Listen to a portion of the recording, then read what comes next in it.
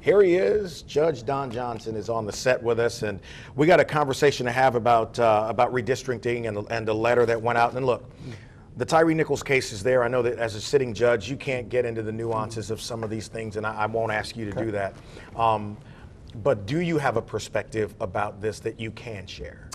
The perspective that I can share is that that we need to make certain that when there are violations of the law, that we are very transparent as quickly as we can. So I endorse the policy of the response of the chief to immediately take action.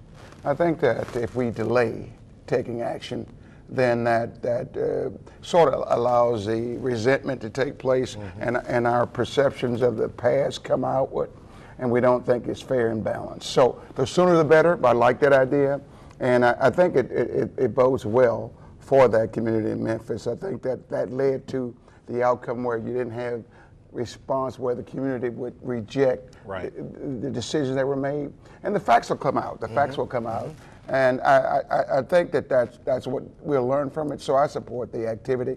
Of course, I can't comment on the merits of it, but I do want us to resolve to be open and transparent, and if there's accountability, then let the facts show it. You know, you were in here, and I talked about it in the opening monologue that I'm not going to get into all the speculations that are out there. In fact, I'm not even going to repeat what's out there.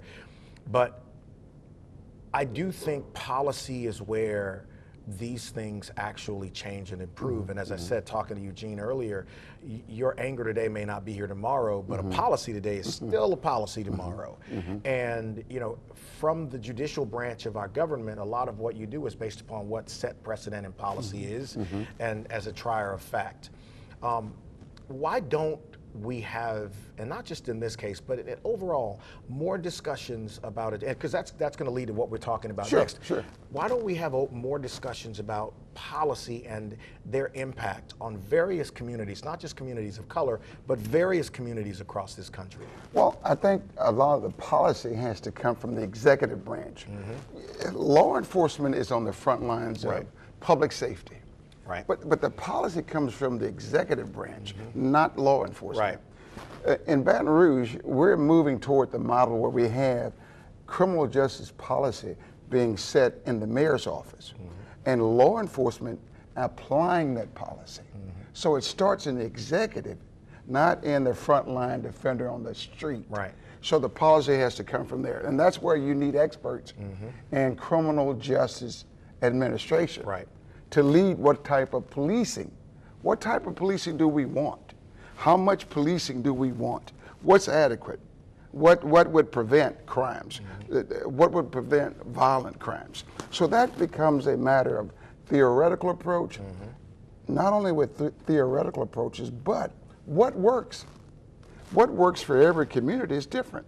So we have to be very, very focal on what we want from our police, what kind of intervention. Apparently in Memphis, you had a group of officers who were responding to what's perceived to be a very violent neighborhood or situation. But you've got to set tone, you've got to set direction, and the public demands accountability for violations of the law. But we also demand violations of the law be accountable for all of us. 100%. And not some. 100%. So, yeah, it's policy at the top. It's policy at the top. Criminal justice, policy. You know, in about 30 seconds, we're going to take another break. When we come back, we're going to talk about this letter that deals with redistricting as it relates to you and colleagues of yours on the bench. And just reading through some of what's out there, it fascinates me how some things that are supposed to be are so ignored. And so Judge Johnson's going to talk with us about that. Always love having him here on the show. Thank you. And we'll be back to continue with Judge Don Johnson in just a moment. This is another indication of policy. You know, I just feel smarter when I'm talking. I don't know what that is. I like that feeling, though. Judge Don Johnson is here with us on the set to talk about something else now. We're transitioning. You penned a letter, and colleagues have written about the reflection of districts as it relates to the court. Talk about what this is. Historically, what happened in our state and our parish was black lawyers had a disadvantage when it came to getting elected as judges.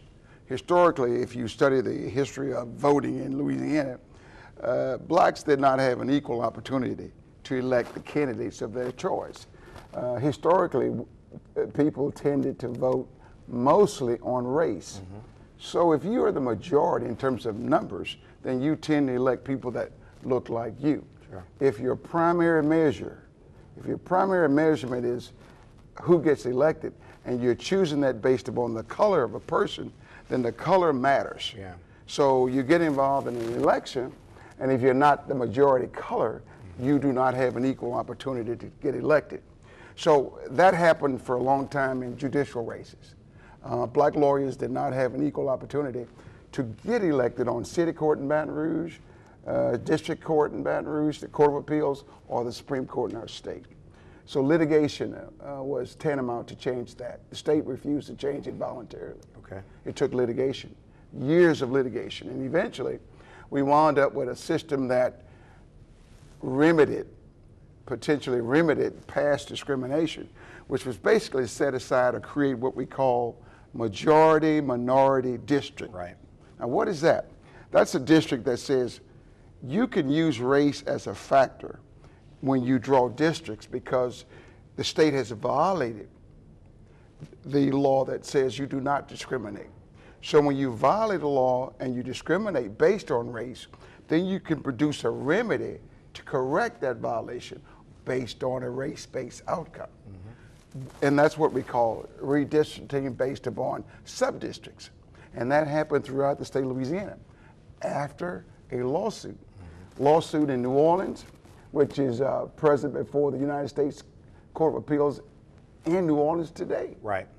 And then we have a lawsuit that was settled here in Baton Rouge, which is still active, but nonetheless, the remedy that came from that lawsuit has not been advanced. So what we find ourselves today in Baton Rouge is this, particularly on the Court of Appeal, the First Circuit Court of Appeal, in East Baton Rouge Parish, we have a structural-based system where we have two districts, and the law assigns 3 judges to be elected from one of those districts and a judge to be elected from the other district. Both are called sub-districts. Mm-hmm. In 30 years ago, our parish was majority white in terms of race. Sure. That has changed.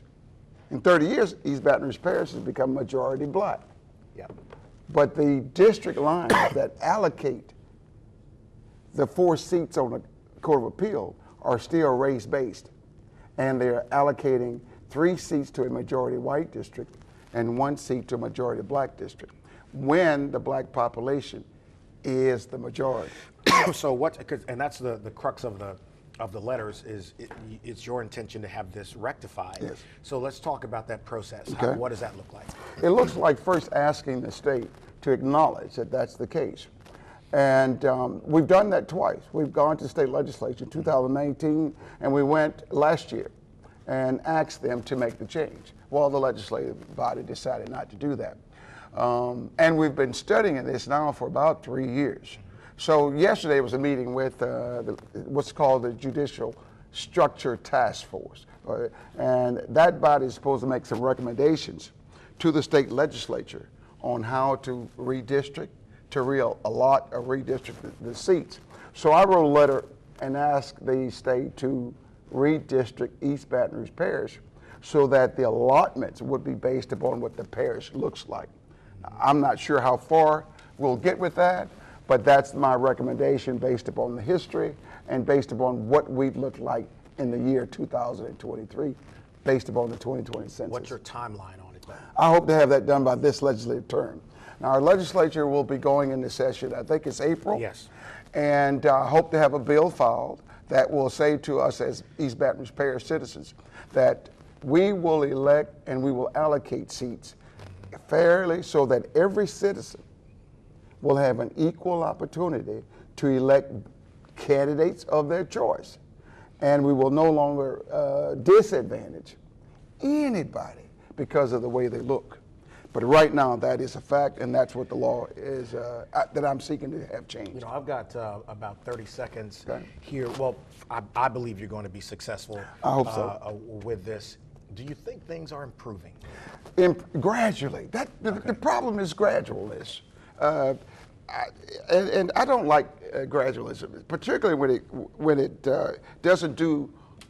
doesn't rectify that. It can only just marginally get me to not complain. We got to get out of here. I thank Judge Johnson for being on, and Eugene Collins as well. We will see you next week here on The Clay Young Show.